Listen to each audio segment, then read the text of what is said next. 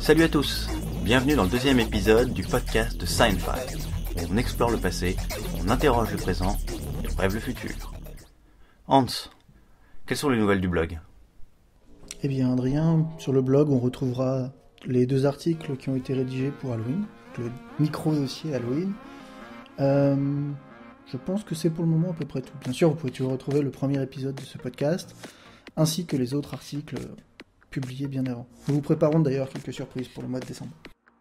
Et Adrien, je te rends la parole pour ta chronique science ou fiction. Puisqu'Halloween n'est pas loin, on voulait vous parler d'une créature qui fait un peu froid dans le dos. Un ver marin géant capable de cisailler sa proie en deux d'un seul coup avec ses mandibules. Science ou fiction ? Science, malheureusement. Pour la petite histoire, en Angleterre, à Surrey, dans un magasin animalier, le Maidenhead Aquatics, ils se sont aperçus que de nombreux poissons disparaissaient d'un de leurs grands aquariums, sans qu'ils n'aient jamais pu en déterminer la cause. Vers la mi-octobre, après 10 ans d'usage, ils ont voulu changer cet aquarium, car il fuyait. C'est là qu'ils ont trouvé le coupable de la disparition de leur gagne-pain. Un ver marin géant d'1,5 mètre de long. Apparemment, lorsqu'ils ont enlevé les poissons, les coraux et les pierres, et tenté d'extirper le ver, il s'est séparé en 3 parties. On vous a mis une photo et une vidéo sur le blog, ça donne des frissons. En temps normal, il vit dans les eaux allant de l'est de l'Inde à l'Australie, jusque dans l'ouest de l'océan Pacifique. Eunis aphroditois, de son nom scientifique, fréquente le sol des profondeurs de 10 à 50 mètres. Sa technique habituelle de chasse est d'enfouir la majeure partie de son corps dans le sable et d'attendre sa proie. Là, grâce à 5 antennes, il sait quand sa proie est proche, moment auquel il se propulse et renferme ses mandibules sur sa proie à une vitesse impressionnante. La force exercée est telle que les victimes peuvent être coupées en deux, net. Alors vous allez me dire, comment se fait-il qu'on le trouve dans les magasins animaliers ? Eh bien en fait, il arrive que des larves restent accrochées à des rochers ou à des coraux et jouent les clandestins lorsque ces derniers sont importés. Ce qui est extraordinaire, c'est que le ver est à ce point discret qu'il a fallu une dizaine d'années au Maidenhead Aquatics pour trouver le coupable. Alors rassurez-vous, des trouvailles de ce genre sont relativement rares, il y a très peu de chances que vous le retrouviez dans votre propre aquarium chez vous. On les a recontactés malgré tout pour leur demander comment se portait leur hôte. Ils nous ont répondu que les 3 parties sont toujours vivantes. On a été déçus en revanche d'apprendre que de nouvelles têtes n'avaient pas repoussé. Et avez-vous aperçu la licorne rose ? Pour tous ceux qui vivent sur Paris ou l'ont visité récemment, j'espère que vous avez pu voir la sculpture qui se nomme Little Girl and Upside Down Unicorn de l'artiste Richard Jackson. Elle est exposée dans le Jardin des Plantes à côté du Muséum d'Histoire Naturelle de Paris. Sinon, rendez-vous sur le blog où vous avez mis une photo de ce chef-d'œuvre. Cette œuvre fait partie du projet appelé Hors les murs, qui est proposé par la Foire internationale de l'art contemporain, la FIAC. Celle-ci a, pour la 3e année consécutive, proposé une expo d'œuvres contemporaines exposées dans divers lieux. L'idée était d'avoir, je les cite, un parcours singulier d'exposition autour d'une thématique d'actualité en totale adéquation avec le lieu. L'art, la nature, la biodiversité et l'environnement. Si vous l'avez vu, vous êtes peut-être comme nous tiqué sur plusieurs choses. La première est que la licorne est en équilibre sur sa corne frontale. Bon, soit. Cette posture permet alors de se rendre compte que c'est un licorne. Et oui, vous le verrez sur la photo, l'animal possède un fourreau pénien, c'est-à-dire l'enveloppe dans laquelle le pénis de l'étalon est protégé lorsqu'il n'est pas en érection. Et le licorne a donc aussi des testicules. Je suppose que c'est un choix artistique d'avoir un licorne rose tête en bas. Ce qui est peut-être dérangeant malgré tout, c'est la petite fille géante avec une tête de poupée qui l'enserre dans ses bras. Outre le côté malsain, que venait faire cette sculpture dans le Jardin des Plantes ? Où est la totale adéquation avec le lieu ? Où est le rapport avec la biodiversité et l'environnement ? Nous, on voit pas. Alors, sans plus tarder, passons à Hans pour la 2e partie de son audio-docu de la Terre à la Lune.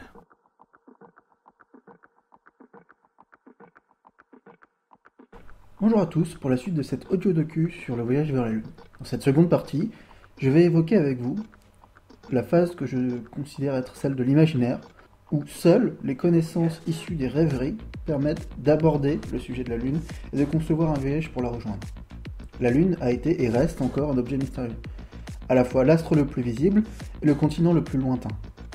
Dans de nombreuses mythologies, la Lune est représentée comme l'opposé, le compagnon ou le remplaçant de la figure du Soleil. L'un chassant l'autre, définissant ainsi la durée des journées qui rythment la vie. La Lune est aussi associée au mois, ainsi qu'aux marées, qu'elle rythme par ses phases marquées par la croissance et la décroissance de ses quartiers visibles. La Lune est aussi très souvent associée à des caractéristiques de la beauté féminine, et est souvent dépeinte comme une déesse, par opposition à la figure solaire masquée. Il existe cependant plusieurs exemples où ce n'est pas le cas, telle la légende japonaise de Tsukiyomi, née de l'œil droit d'Izanagi et frère d'Amaterasu, déesse du soleil. Il existe de nombreuses légendes sur le soleil, la lune et ses cycles. Ces légendes étant là pour apporter des réponses rationnelles aux événements de la vie courante. Mais ces croyances limitent la remise en question de ces phénomènes et de leur inévitabilité. La science est au milieu de tout ça, pour chercher à mieux comprendre ces phénomènes. Qu'est-ce que la lune ? Pourquoi s'efface-t-elle progressivement en cycle de 28 jours ? Pourquoi disparaît-elle la journée ? Pourquoi apparaît-elle malgré tout alors que le soleil est encore là et que la journée n'est pas finie ? Toutes ces interrogations ont poussé à chercher d'autres réponses que ceux apportés par les mythes et les religions, et sont la source des sciences astronomiques, dont l'émergence date probablement au néolithique. C'est chez les Grecs que l'observation des astres prend le nom d'astronomie, mais c'est dans presque toutes les civilisations qu'on retrouve cette discipline. Elle est née en lien avec les cultes et l'ésotérisme, il reste d'ailleurs de nos jours l'astrologie, mais elle a dû et a pu progressivement s'en détacher pour mieux comprendre les lois de l'univers. Car si la Lune est une divinité, envisager ne serait-ce de s'en approcher. Ne serait-ce pas là un affront, un blasphème ? Au IIe siècle, Lucien de Samostape écrit dans son récit de voyage fictif l'histoire véritable, ou histoire vraie, comment il a voyagé parmi les astres. Il se permet ainsi de jouer avec les héros des divinités grecques et reste sur le ton de l'humour sur le long de son récit. Il s'agit là d'une des premières œuvres écrites parlant du voyage vers la Lune, voyage qui est lié à la fantaisie, qui ne se veut pas scientifique. D'ailleurs, il est étonnant de voir comment il arrive à la Lune. En fait, il arrive en dérivant, alors qu'il était à la recherche du pays du vin. Je vous évoquerai très rapidement un autre roman, une autre histoire, les frasques fantasques du baron de Munchausen, contées dans ces récits qui ont été écrits et mis en forme par l'écrivain allemand Rudolf Erich Raspe en 1785, qui a supposément atteint la Lune à cheval sur un boulet de canon. Pour en revenir au récit de Cyrano de Bergerac, qui lui mêle concepts scientifiques, fantaisie, critique de la religion. Savigny, Cyrano de Bergerac est connu principalement par la pièce s'inspirant de sa vie écrite par Edmond Rostand en 1897, soit près de 250 ans après la mort de Cyrano. Et en hommage à cette pièce, je me permets ici de vous lire cette tirade du personnage de Cyrano. Dans la pièce d'Edmond Rostand, Cyrano, après avoir été légèrement insulté, répond ceci. « Ah non ! Ah non, c'est un peu court, jeune homme. On pouvait dire, oh Dieu, bien des choses en somme, en variant le ton, par exemple, tenez, agressif. Moi, monsieur, si j'avais un tel nez, il faudrait sur le champ que je me l'amputasse. Amical, mais il doit tremper dans votre tasse. Pour boire, faites-vous fabriquer un nappe. Descriptif, c'est un roc, c'est un pic, c'est un cap. Que dis-je, c'est un cap, c'est une péninsule. Curieux, de quoi sert cette oblongue capsule ? Curieux, de quoi sert cette oblongue capsule ? D'écritoire, monsieur, ou de boîte à ciseaux ? Gracieux, mais vous à ce point les oiseaux que paternellement vous préoccupâtes de tendre ce perchoir à leurs petites pattes ? Truculent, ça, monsieur, lorsque vous pétunez, le vapeur de... Truculent, ça, monsieur, lorsque vous pétunez, la vapeur du tabac vous sortait du nez sans qu'un voisin ne crie au feu de cheminée ? Prévenant, gardez-vous votre tête entraînée par ce poids de tomber en avant sur le sol ? Tendre, faites-lui faire un petit parasol, de peur que sa couleur au soleil ne se fane. Pédant. L'animal seul, monsieur qu'Aristophane appelle Hippocampéléphantos et Camélos. Pédant. L'animal seul, monsieur qu'Aristophane appelle Hippocampéléphantos Camélos, dut avoir sous le front tant de chair sous tant d'os. Cavalier. Quoi, l'ami, ce croc est à la mode. Pour prendre son chapeau, c'est vraiment très commode. Empathique. Aucun vent ne peut, n'est magistral, t'enrhumer tout entier, excepté le Mistral. Dramatique. C'est la mer rouge quand il saigne. Admiratif. Pour un parfumeur, quelle enseigne. Lyrique, est-ce une conque ? Êtes-vous un triton ? Naïf, ce monument, quand le visite-t-on ? Respectueux, souffrez monsieur qu'on vous salue. C'est là ce qui s'appelle avoir pignon sur rue. Campagnard, regardez, c'est-y un nez, nanana ? C'est que de navet géant ou ben que de melon nain. Militaire, pointez contre cavalerie. Pratique, voulez-vous le mettre en loterie ? Assurément, monsieur, ce sera le gros lot. Enfin, parodiant Pyrame en un sanglot. Le voilà donc, ce nez qui, des traits de son maître, a détruit l'harmonie. Il en rougit, le traître. Voilà ce qu'à peu près, mon cher, vous m'auriez dit si vous aviez un peu de lettres et d'esprit. Mais esprit, oh, le plus lamentable des êtres, vous n'en eûtes jamais un atome. Et de lettres, vous n'avez que les trois qui forment le mot, sot. Eussiez-vous eu, d'ailleurs, l'invention qu'il faut pour pouvoir, là, devant cette noble galerie, me servir toutes ces folles plaisanteries, que vous n'en eussiez pas articulé le quart de la moitié du commencement d'une, car je me les sers moi-même, avec assez de verve, mais je ne permette pas qu'un autre me les serve. Pour en revenir à notre sujet du voyage vers la Lune, on retrouve à la scène 13 de l'acte 3 de cette pièce des références directes au récit de l'autre monde, de Savinien Cyrano de Bergerac. En effet, dans cette scène, le personnage de Cyrano fait patienter le personnage de De Guiche en lui expliquant qu'il vient de tomber de la Lune et en lui expliquant les différents moyens qu'il a imaginés afin de pouvoir s'élever dans les cieux. Le premier de ceux-là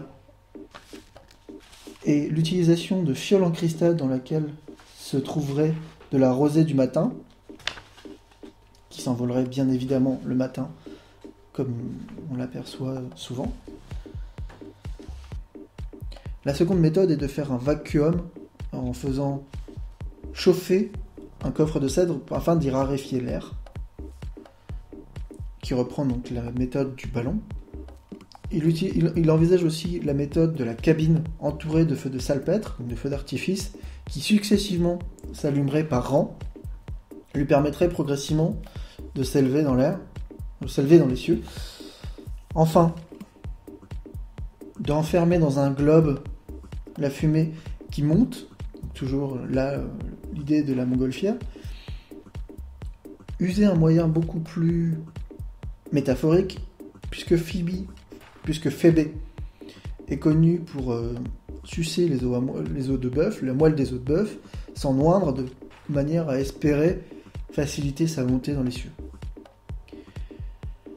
Enfin, il explique des moyens tels que prendre un morceau d'aimant, le lancer en l'air, le récupérer, le relancer, et progressivement être soulevé par l'attraction de la plaque en fer sur laquelle on est assis par l'aimant, et donc se propulser comme sur un escalier.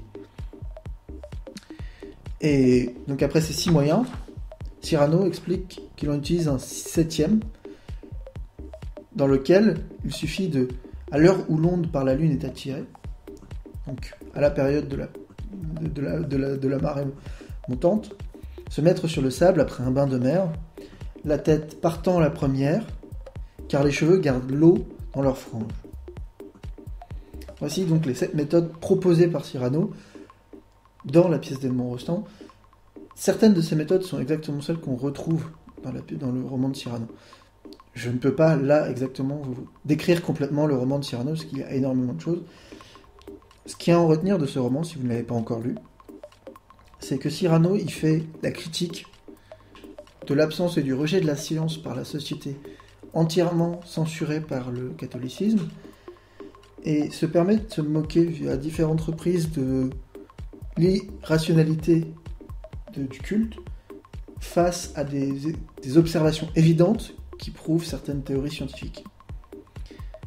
Je pourrais ici vraiment vous les décrire, mais ce serait à la fois vous spoiler l'histoire, le roman, et vous faire un résumé bien trop fade de ce qui est vraiment la valeur de ce récit. Donc je vous conseille à la fois si vous êtes passionné de théâtre ou même si vous êtes juste amateur de lecture, de lire la pièce d'Edmond Rostand ou de regarder la version, l'adaptation en film avec Gérard Depardieu. Enfin, je vous conseillerais forcément de lire ce roman. Pour conclure cette deuxième partie, ce qui est important de comprendre finalement dans cette phase de l'imaginaire, c'est qu'on est parti d'un mythe sur la Lune, c'est-à-dire d'une incompréhension de ce qu'est la Lune et d'une explication qui maintenant semble assez fantaisiste, jusqu'à développer une idée rationnelle de ce qu'est la Lune et de se rendre compte que c'est un objet qui est atteignable, que on peut se permettre d'aller sur la Lune, au moins de se donner la liberté de l'imaginer. Et on va voir vous verrez dans la troisième partie que justement Cet imaginaire a permis d'aller au-delà de simplement l'imaginer et a permis de poser les bases jusqu'à jusqu'à l'année 1969 où l'homme a pour la première fois posé les pieds sur la Lune. Je vous dis à très bientôt sur Sci-Fi.